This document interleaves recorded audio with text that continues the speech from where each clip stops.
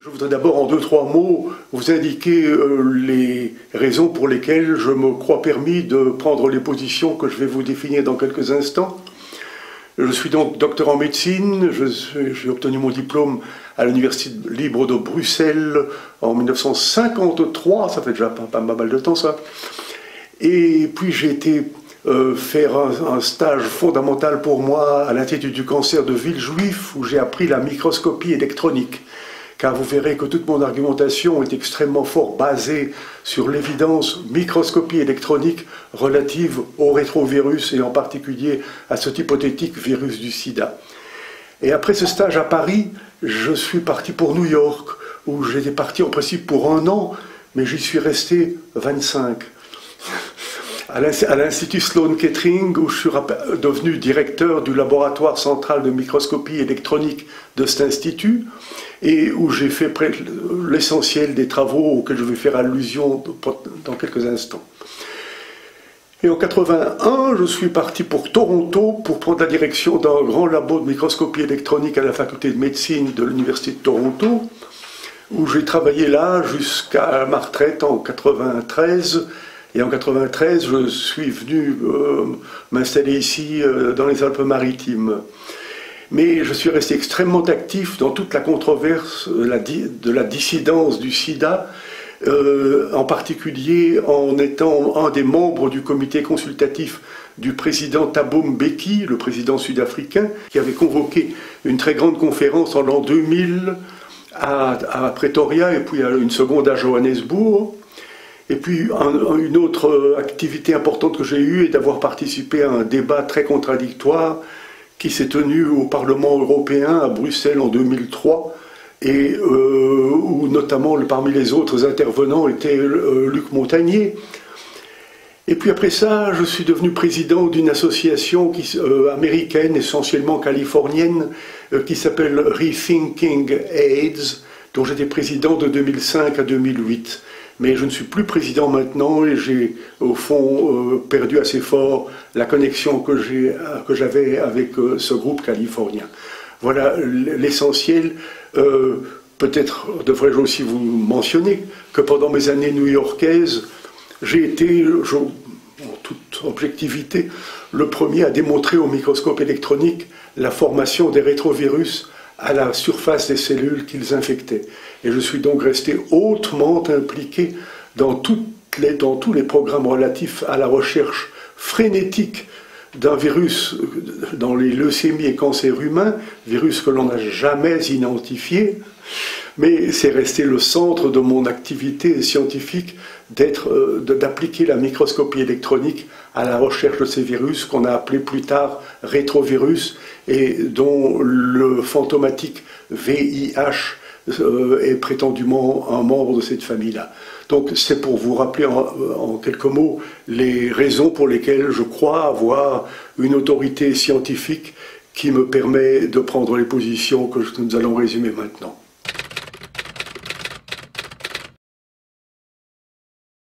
Faut-il voir le sida autrement ? Je pense sans la moindre hésitation qu'il faut répondre affirmativement à cette question. Dites-vous bien ceci, quand en médecine on affirme qu'une maladie donnée aurait une cause virale, et puis que pendant les 25 années qui suivent, toute la recherche sur cette maladie est basée sur cette hypothèse, et que tous les crédits de recherche sont alloués à des programmes qui sont uniquement basés sur cette hypothèse, ça c'est une chose. Quand d'autre part, 25 ans plus tard, tous ces travaux n'ont conduit à aucun traitement, n'ont conduit à aucune prédiction épidémiologique vérifiable, et n'ont jamais permis de préparer un vaccin qui aurait la moindre efficacité, dans ces trois circonstances-là, ne pensez-vous pas que l'hypothèse de départ était probablement fausse? C'est mon avis. Et c'est pourquoi je réponds très affirmativement à la question « oui, il faut voir le sida autrement ».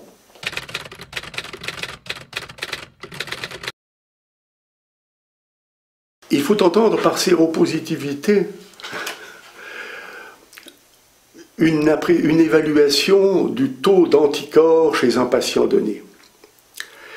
Ce qu'il faut soigneusement effacer des pensées de tous, c'est que ce terme séropositivité reflète directement la présence du virus, du fameux rétrovirus. Il n'en est rien. La séropositivité est uniquement, par le test qu'on appelle le test ELISA, est une mesure du taux d'anticorps. De quels anticorps? Des anticorps contre tout et n'importe quoi, et qui n'ont aucune spécificité contre un prétendu rétrovirus dénommé VIH. Donc une immense erreur qu'il faut corriger dans la tête du grand public, c'est que cette mesure indique la présence du virus. Il n'en est rien, ça indique simplement la présence d'anticorps. Or, ces anticorps peuvent être la réponse à la présence de protéines étrangères extrêmement variées. Il y a un article extrêmement important qui a été publié aux États-Unis, en Californie, par Christine Johnson en 1996, et où elle a établi une liste de près de 70 conditions médicales qui peuvent conférer la dite séropositivité. Cette liste est énorme, et tous ceux qui sont frappés par l'étiquette séropositif se doivent en première démarche de lire cette liste attentivement et de voir si leur profil, si leur histoire médicale ne s'expliquerait pas beaucoup plus simplement qu'en évoquant l'hypothèse d'une infection par un prétendu VIH. Cette liste comprend des affections comme la tuberculose, comme la lèpre, comme la malaria, comme le virus herpès. Cette liste comprend aussi les vaccinations, un grand nombre de vaccinations, y compris la vaccination antigrippale par exemple. Mais cette liste comprend aussi les transfusions multiples, avoir été exposé à de nombreuses transfusions et donc avoir été exposé à des protéines étrangères a pour résultat la fabrication d'anticorps qui sont dirigés contre ces protéines étrangères. Ça fait penser à qui ce que je viens de dire là? Moi, ça me fait très fort penser aux hémophiles. Les hémophiles sont très traditionnellement traités et obligatoirement traités par de très nombreuses transfusions sanguines. Or, si exposés à de très nombreuses transfusions sanguines, les hémophiles fabriquent donc des taux élevés d'anticorps qui ont rendu leur test dit le test ELISA positif. On en a conclu qu'ils étaient infectés par un prétendu VIH, ce qui n'a aucune justification scientifique.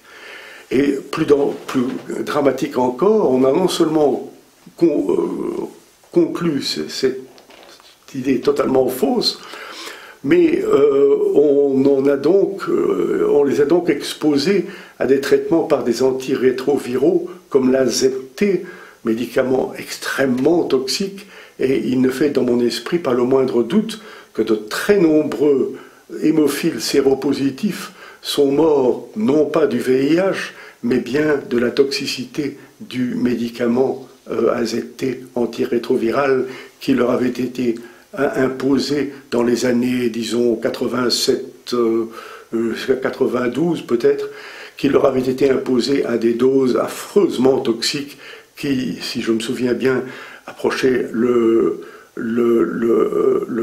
gramme et demi par jour, ce qui est une dose affreusement toxique.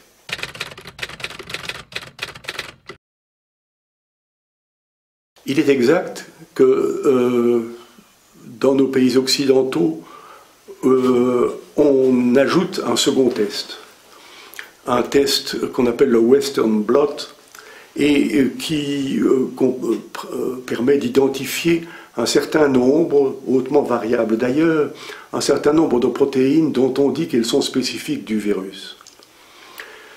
À ça, il faut ajouter une notion fondamentale. Personne, dans tous les labos du monde, n'a jamais réussi à isoler et à purifier ce prétendu VIH. Comment peut-on affirmer qu'une protéine donnée est originaire de cet hypothétique virus sans avoir d'abord réussi la purification de ce virus? C'est une immense question que je vous pose et à laquelle je vous assure que l'on n'a toujours jusqu'ici trouvé aucune réponse. Et le premier groupe qui a analysé toutes ces données-là est basé en Australie. Il y a dans la partie à Perth, en Australie, un groupe extrêmement actif de scientifiques dont les noms sont connus de tous, c'est essentiellement Val Turner et Eleni Papadopoulos, qui ont énormément travaillé sur toutes ces questions-là, et qui ont été, je crois, les premiers à dire que ce test du Western blot n'avait aucune spécificité, pour la bonne raison qu'il n'y avait pas eu préalablement un isolement et une purification du rétrovirus, et que par conséquent, on n'avait aucune raison scientifique d'accepter la notion que les protéines reconnues dans ce test étaient effectivement d'origine virale. Les Australiens, dès cette époque-là, ont souligné la possibilité infiniment plus grande que ces protéines provenaient de débris cellulaires présents dans tous ces échantillons et n'avaient aucune relation directe avec un très hypothétique rétrovirus. En plus de ça, ce test Western blot est défini de façon différente dans tous les pays du monde. Je vous signale qu'au Royaume-Uni, il est interdit pour non spécifique. Que dans certains pays, on dit qu'il faut 2 protéines, que dans d'autres pays, on dit qu'il en faut 4. Bref, si vous êtes identifié comme positif par ce test dans un pays, il vous suffit peut-être de prendre l'avion et d'aller dans le pays voisin et vous serez négatif. Pour vous dire le degré affreusement faible de la fiabilité que comporte ce test du Western blot.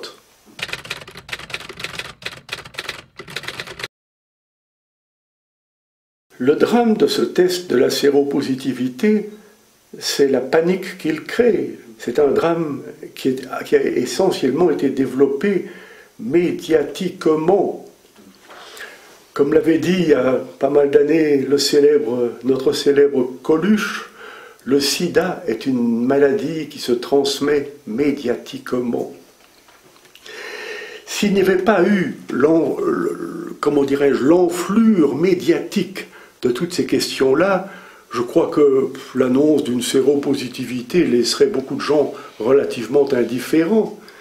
Mais il y a eu une telle amplification proche de l'hystérie et créatrice d'une panique, d'une terreur absolument mondiale, qui fait que les gens que l'on déclare séropositifs sombrent dans une panique évidente, dans une dépression inévitable, qu'un nombre non tragique d'entre eux se suicident de désespoir, que leur vie personnelle en est complètement bouleversée, perte du boulot, divorce, effondrement dans des conditions de vie absolument lamentables, et grande difficulté d'échapper à la théorie officielle selon laquelle l'indication de cette séropositivité impose le traitement par des drogues d'une toxicité énorme.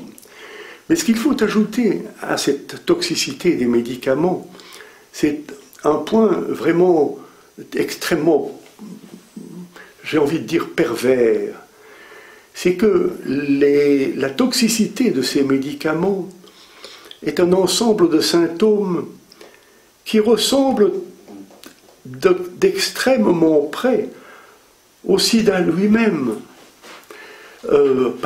Par exemple, une très forte dépression immunitaire, une très forte dépression de l'activité de la moelle osseuse, donc une grande anémie, anémie que l'on traite par des transfusions, transfusions qui ne font qu'augmenter le nombre des anticorps et la dite séropositivité. Bref, ça devient trop facile pour les médecins qui prennent ainsi en charge ces malades séropositifs. Ça devient trop facile d'expliquer à la famille, écoutez, on a fait tout ce qu'on a pu, mais malheureusement, il est en train de mourir de son sida. C'est vraiment dramatique de comprendre que les effets secondaires de la haute toxicité de ces médicaments peuvent être confondus avec le sida lui-même et par conséquent permettent une confusion affreuse entre les effets secondaires du médicament et le syndrome lui-même. Qu'il y ait de faux séropositifs est l'évidence même. Et il y a de très nombreux cas absolument dramatiques de personnes qui, par exemple, ont été victimes d'un accident de voiture, qui ont dû être transfusées, et puis qui, après ça, ont été trouvées séropositives, et qui, parce qu'elles avaient soit un ganglion, soit peut-être une tumeur ou l'autre, ont été identifiées comme atteints du sida, traités par des antirétroviraux, dont la situation a périclité dramatiquement, non pas à cause d'un hypothétique VIH, mais à cause d'un hautement toxique traitement antirétroviral. Quand vous pensez que dans la liste dont je faisais mention tout à l'heure, celle publiée par Christine Johnson, se trouvent des maladies comme la tuberculose, la malaria et la lèpre, vous pensez bien qu'en Afrique, on va en trouver beaucoup. On pourrait ajouter un point sur le fait qu'à une grande conférence internationale sur le sida qui se tenait à Amsterdam en 92, je ne sais plus quel groupe a présenté une série importante, des centaines, si pas 1 ou 2 milliers, de cas cliniquement clairs de sida chez des patients qui étaient totalement séronégatifs. Alors, c'est évidemment une notion qui embarrassait terriblement l'orthodoxie du sida. Et avant la fin de la conférence, on est revenu sur cette présentation pour expliquer à tous les conférenciers que les cas qui avaient été présentés la veille ou l'avant-veille n'étaient en fait pas des cas de sida, mais étaient des cas d'une lymphocytopénie idiopathique CD4. Ce qui est vraiment joué sur les mots d'une façon scandaleuse, car ça veut dire exactement la même chose. Ça veut dire une chute des fameux lymphocytes CD4 d'origine idiopathique, donc d'origine inconnue, lymphocytopénie CD4 idiopathique, et que ça n'avait rien à voir avec le sida. Donc, on était sauvés.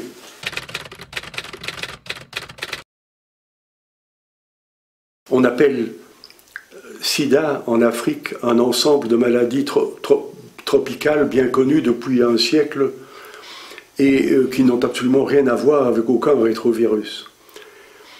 Et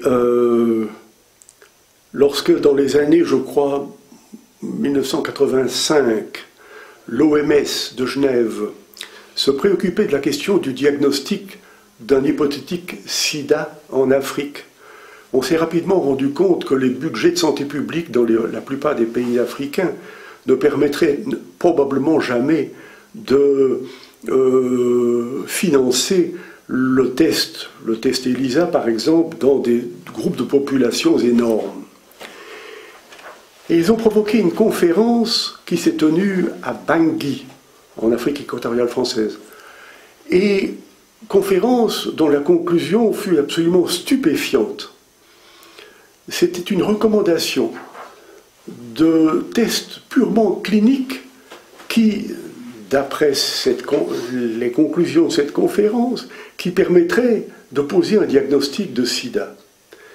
Mais Les symptômes cliniques comportent, je n'ai peut-être pas la liste très précise en tête, mais comportent un mois de fièvre, un mois de toux et de l'amaigrissement, par exemple. Il y a d'autres choses, mais je n'ai plus la liste trop précisément en tête. C'est ce qu'on appelle la définition de Bangui du sida. Alors quand en Afrique équatoriale et subsaharienne, vous identifiez des gens qui maigrissent, qui toussent et qui ont de la fièvre, vous allez en trouver beaucoup. Et ce fut certainement l'immense mérite du président Thabo Mbeki d'avoir soulevé le débat sur tout cela et d'avoir hésité longtemps à approuver l'administration en Afrique du Sud de médicaments antirétroviraux, parce que pour lui la base était tout à fait incertaine. Donc il faut bien se dire qu'en Afrique, ce qu'on appelle sida, c'est tout autre chose. Et sans vouloir paraître choquant, j'irais probablement jusqu'à dire qu'il n'y a pas d'épidémie de sida en Afrique. Il y a énormément de malnutrition, de tuberculose, de malaria, de conditions d'hygiène publique extrêmement préoccupantes, et que tout ça crée un ensemble de pathologies qui très souvent culminent par une immunodéficience majeure et par la mort d'un très grand nombre de gens. Mais que cela ait quelque chose à voir avec un hypothétique VIH est absolument non scientifiquement démontré.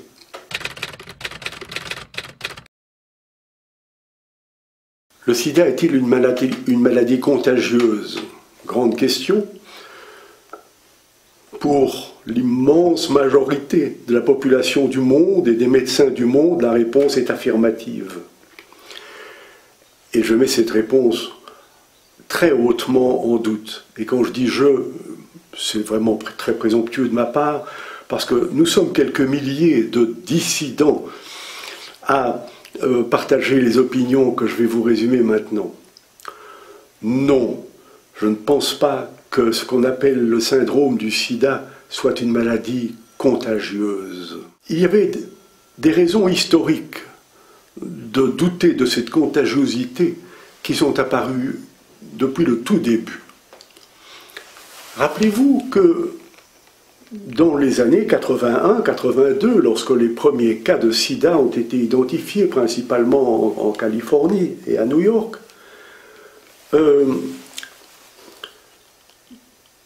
tous les malades étaient du sexe masculin.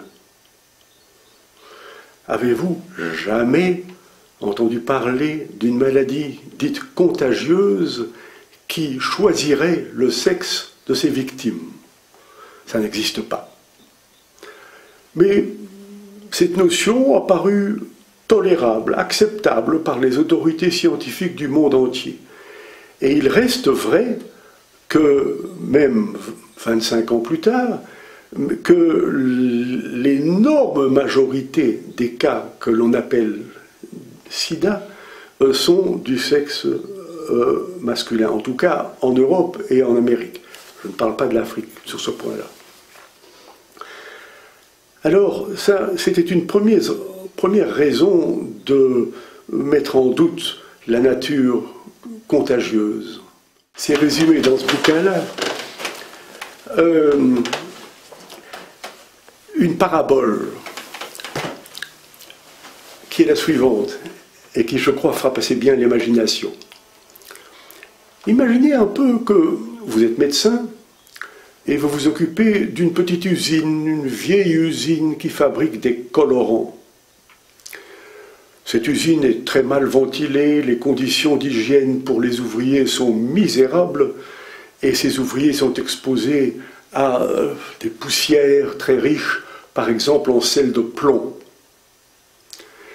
Et après quelques années, vous constatez un nombre important de cas de saturnisme, donc de l'intoxication par le plomb, qui est une intoxication grave. Est-ce que vous allez en conclure que le saturnisme est une maladie contagieuse? Non, vous allez en conclure que les ouvriers de cette usine ont tous été exposés aux mêmes toxiques et qu'ils ont tous répondu par la même intoxication. Mais de là à dire que ces ouvriers ont été exposés à une maladie contagieuse, il n'en est pas question. Ce serait une conclusion qui n'aurait aucun sens scientifique. Mais en matière de sida, c'est pourtant la conclusion que l'on a prise.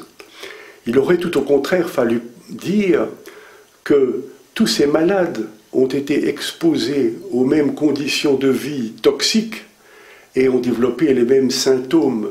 Mais il n'y a aucun élément qui puisse scientifiquement faire penser qu'il s'agit d'une condition contagieuse. Ce fait fut très scientifiquement confirmé par une publication très classique que l'on retrouve dans toute la littérature sur la dissidence et qui est due à une épidémiologiste américaine du nom de Padian, P-A-D-I-A-N, et qui est parue, si mes souvenirs sont exacts, vers les années 96, pas certain sur ce point-là, enfin peu importe. Elle a suivi des couples sérodiscordants, des couples dont l'un était séropositif et l'autre séronégatif. Elle les a suivis pendant des années, d'une manière extrêmement rigoureuse du point de vue de l'épidémiologie. Et elle n'a pas pu démontrer un seul cas de séroconversion du partenaire séronégatif. Alors, parlez-moi d'une maladie contagieuse. Et puis, il y a un autre argument qui, lui, s'étale plus sur le monde entier. C'est le fait qui avait déjà été souligné par Ruth Bernstein en 1993, je crois, qu'il n'y a pas de sida parmi les prostituées. Alors, si vraiment le sida était une maladie contagieuse que l'on pourrait classer parmi les maladies dites sexuellement transmissibles, et dont il y a des exemples classiques, il est évident que la population qui devrait être la plus exposée à la contagion du sida serait les prostituées. Or, des enquêtes menées dans, je ne dis pas tous les pays du monde, mais dans de nombreux pays du monde, en Thaïlande, en Italie, en France, aux États-Unis, ont toutes constaté avec surprise que les prostituées ne faisaient pas de sida. Alors parlez-moi d'une maladie contagieuse, vraiment il ne pourrait en être question. La prédiction totalement catastrophique qui avait été faite à Washington en 1984 du risque d'une pandémie mondiale couvrant toute la population ne s'est jamais démontrée depuis 30 ans que cette affection est reconnue. Elle reste très strictement limitée aux petits groupes des homosexuels et des drogués. Il n'y a aucune évidence qu'il n'y ait jamais eu une épidémie de ce syndrome dans la population hétérosexuelle. C'est un point fondamental qu'il importe de souligner, et qui a d'ailleurs été souligné par un ancien haut fonctionnaire de ONU-SIDA à l'OMS à Genève, qui est le Dr James Chin, et qui a publié un bouquin que j'ai ici, The AIDS Pandemic. Le sous-titre résume le tout. La collision entre l'épidémiologie et le politiquement correct. C'est un bouquin très important, qui a d'ailleurs été... James, dont l'auteur a été interviewé par l'auteur de ce magnifique article que Nexus avait publié il y a déjà 3 ans sur le dossier du sida, et qui a interviewé James Chin sur cette collision entre l'épidémiologie et le politiquement correct.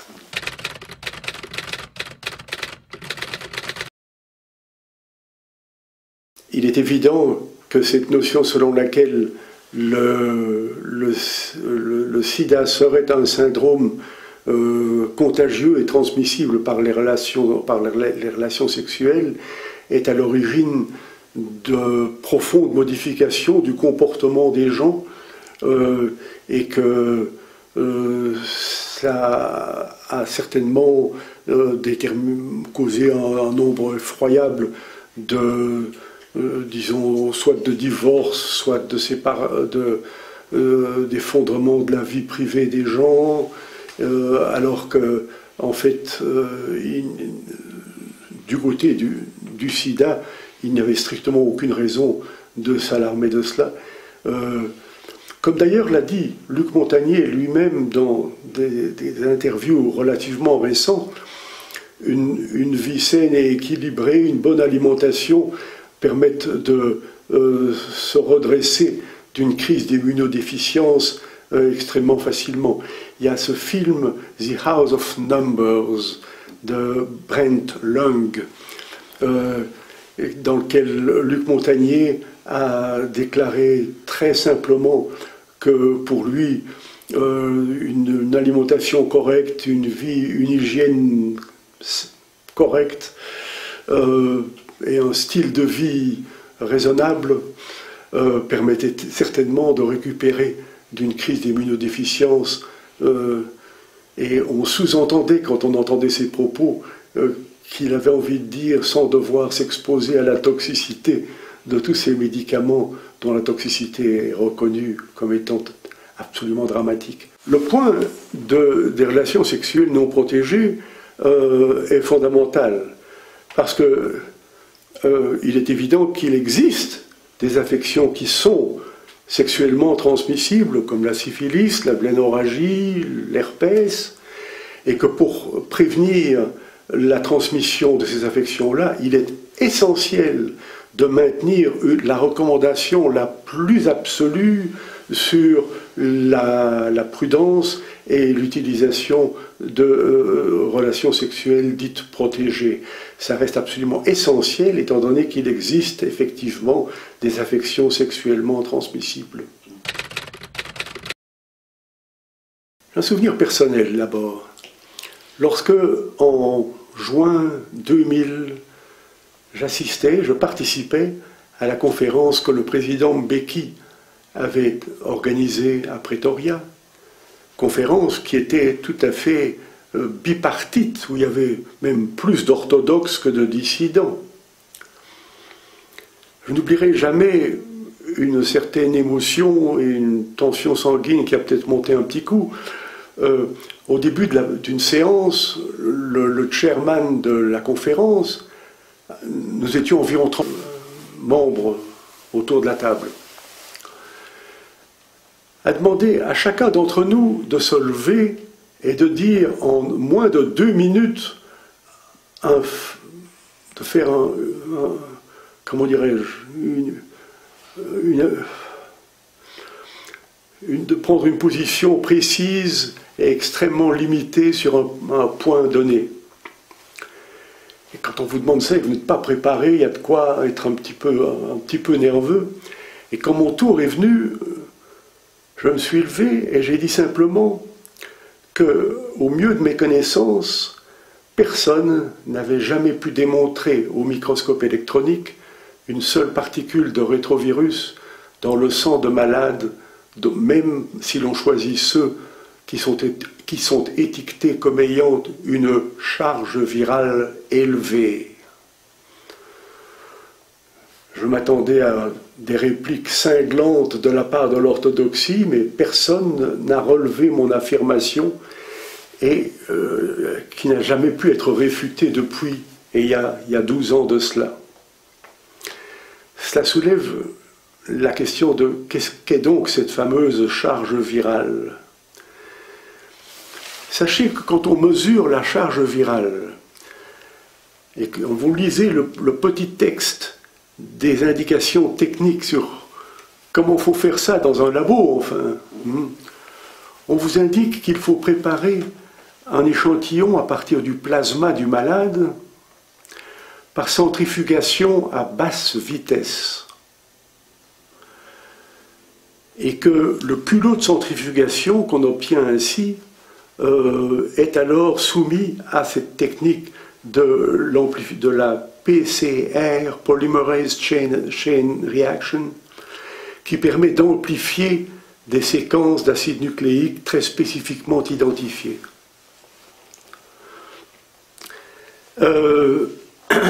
Donc on évite totalement l'isolement de particules de rétrovirus. Nous savons tous très bien, tous ceux qui, comme j'en étais, ont beaucoup travaillé sur l'isolement et la purification des rétrovirus, savent très bien qu'il faut des vitesses de centrifugation beaucoup plus élevées pour sédimenter des rétrovirus. Donc les échantillons soumis à cette technique-là n'ont aucune probabilité de contenir des particules de rétrovirus. Et cependant, ils sont considérés comme des échantillons viraux. Et personne ne s'est jamais donné la peine de faire une vérification au microscope électronique de ces culots de centrifugation pour prouver qu'ils contenaient bien des particules rétrovirales. Ça n'a strictement jamais été fait. Alors, qu'est-ce qu'on mesure dans la charge virale? Je me souviens très bien que lors de cette conférence qui avait eu lieu au Parlement européen de Bruxelles et dont je faisais mention tout à l'heure, on a posé la question à Luc Montagnier. On lui a dit, mais monsieur Montagnier, dites-nous un petit peu, dans votre esprit, qu'est-ce qu'on mesure dans la charge virale? Et sa réponse a été totalement vague et diffuse et n'a convaincu strictement personne. J'ai publié récemment, dans une revue américaine qui est publiée en Arizona, un article fournissant une autre interprétation, une autre réponse à cette question, qu'est-ce qu'on mesure dans la charge virale? Beaucoup de grands malades présentent des quantités variables d'ADN circulant. Ça résulte d'une forme de suicide cellulaire qu'on appelle l'apoptose, et dans laquelle des débris cellulaires finissent par circuler dans le sang en quantité variable. Des débris cellulaires qui peuvent également contenir des débris de noyaux cellulaires, donc de chromosomes, donc d'ADN humain. Or, tout ADN humain contient environ 8% de séquences de nucléotides qui sont typiques des rétrovirus. Tous. Vous, moi et tous les autres, nous avons tous dans nos chromosomes un certain pourcentage, autour de 8%, de séquences qui sont typiques du génome des rétrovirus. Donc, quand de l'ADN circulant se trouve dans notre sang du fait de la dégénérescence cellulaire dans des cas de cancer, dans des cas de maladies infectieuses, il est tout à fait normal, comment dire, on devait s'attendre à ce que la technique du PCR identifie ces séquences-là, les amplifie, mais en tirant la mauvaise conclusion qu'il démontre la présence d'un prétendu VIH hypothétique qui n'a jamais été vu par personne, qui est un virus totalement fantomatique.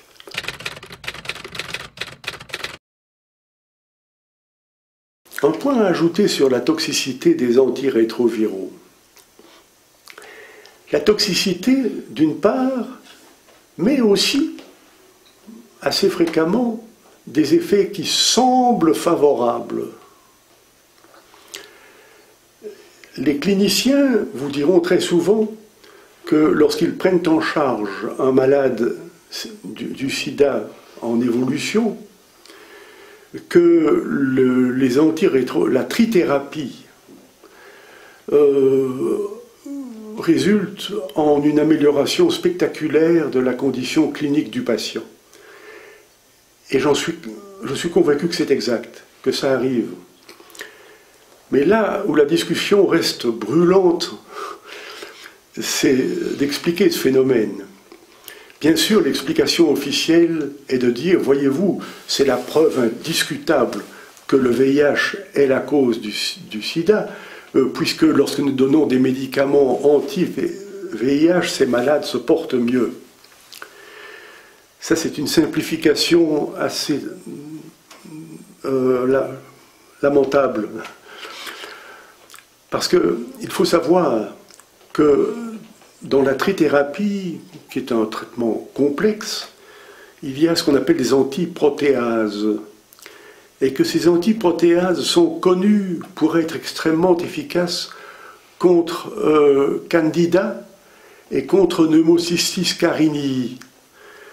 Or, ces deux micro-organismes-là sont les infections opportunistes les plus fréquentes et les plus graves présentées par un très grand nombre de sidéens en évolution. Alors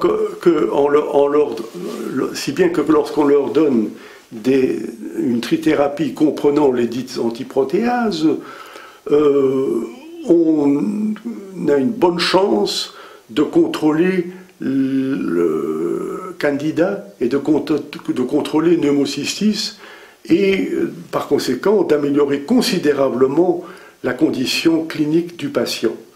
Sans que pour cela ne démontre en rien que les antirétroviraux ont été ont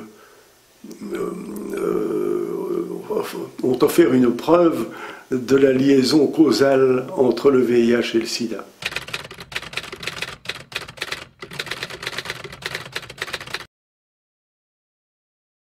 Je crois que l'essentiel a été de diminuer considérablement les doses d'AZT. Lorsqu'on a commencé à essayer de traiter ces malades en 86-87,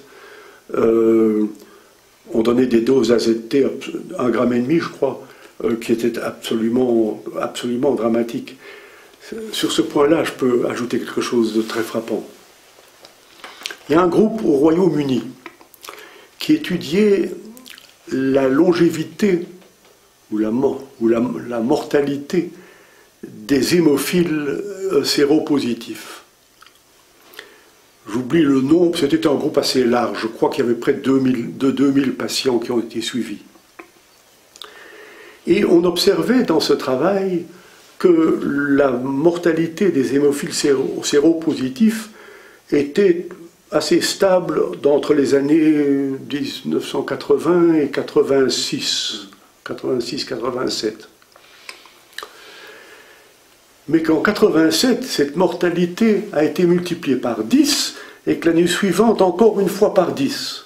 Donc c'est une courbe qui va comme ça, qui est très stable, et puis en 87, hop, hop, 10 fois.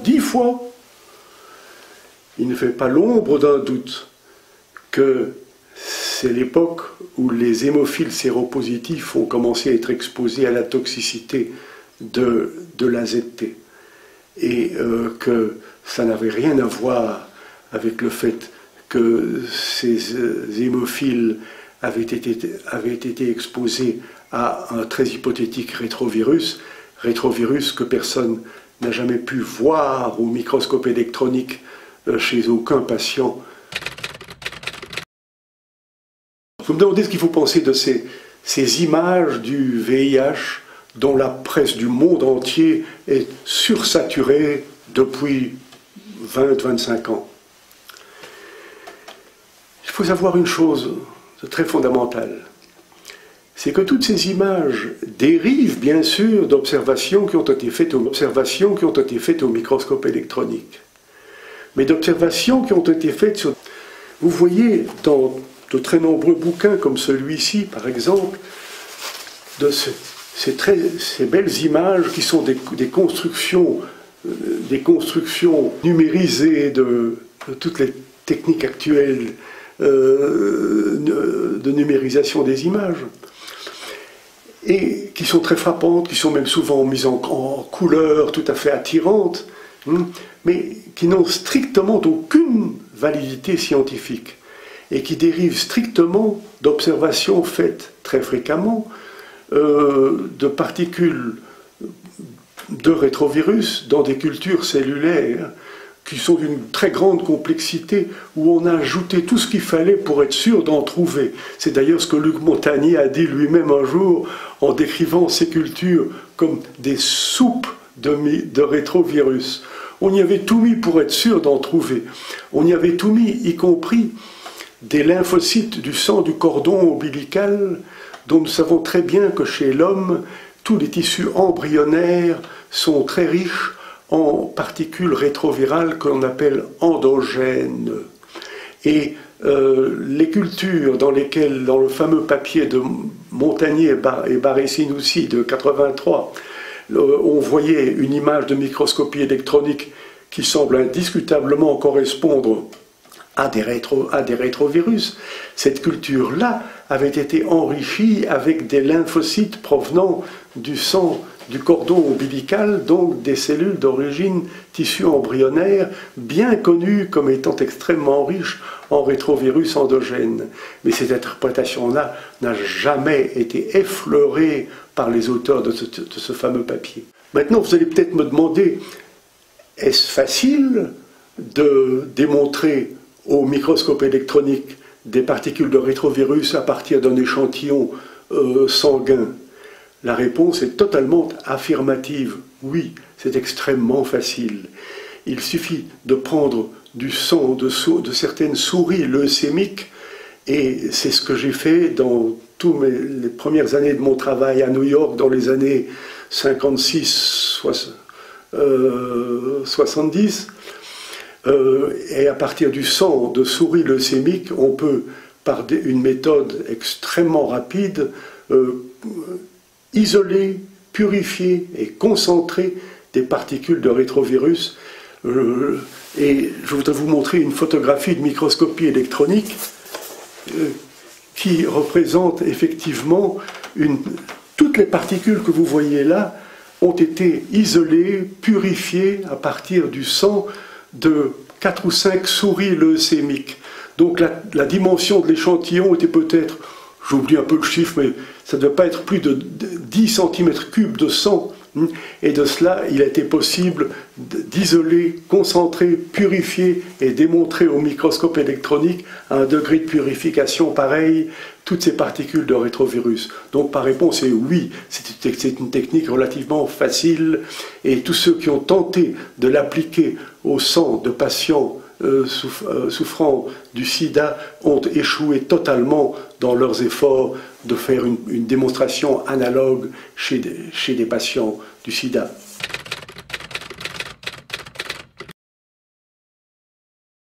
Pour tenter de répondre à la question de savoir comment nous en sommes arrivés là, je crois que les réponses sont tout à fait non scientifiques.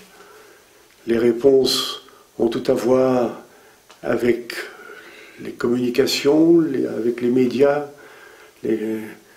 avec la dominance de l'industrie pharmaceutique dans les plus hautes instances des sphères scientifiques, y compris, je crois, non, je ne le crois pas, j'en suis certain, y compris le comité Nobel, y compris les hautes commissions de l'OMS à Genève, ces hautes instances dont toute la santé publique du monde dépend, sont infiltrées dans une proportion tout à fait anormale par des hauts représentants des grandes firmes pharmaceutiques qui fabriquent l'AZT, qui fabriquent les autres médicaments antirétroviraux et qui cherchent désespérément à élargir géographiquement l'étendue de leur clientèle qui leur rapporte des milliards de dollars. Et alors, quand vous essayez de soulever le débat sur ce point absolument dramatique et hautement embarrassant, vous vous rendez compte que l'omerta de la presse mondiale est absolue et qu'il n'y a pas moyen de dire un mot là-dessus, parce qu'il est bien sûr que la publicité des firmes pharmaceutiques est une grosse partie du revenu des médias, ou un immense apport financier des grands partis politiques, des campagnes présidentielles, etc., et que par conséquent c'est un sujet d'une sensibilité extrême qu'il n'est pas décent de toucher. Mais je ne voudrais pas terminer cet entretien sans attirer l'attention de vous tous sur une publication toute récente qui est apparue dans le magazine Nexus, dans le numéro du 1er mars récent. Il y a là un article de plus de 30 pages signé par une journaliste du nom de Rachel Kamperg et qui résume toute, comment dirais-je, l'histoire de la controverse du sida avec une clarté et une précision absolument remarquables. Et je voudrais vous recommander à tous la lecture de cet article qui est tout à fait édifiante du point de vue d'une réponse à la question de savoir comment a-t-on pu en arriver là. Car enfin, comme disait je ne sais plus quel auteur latin, il est humain de se tromper, mais il est diabolique de persévérer dans l'erreur.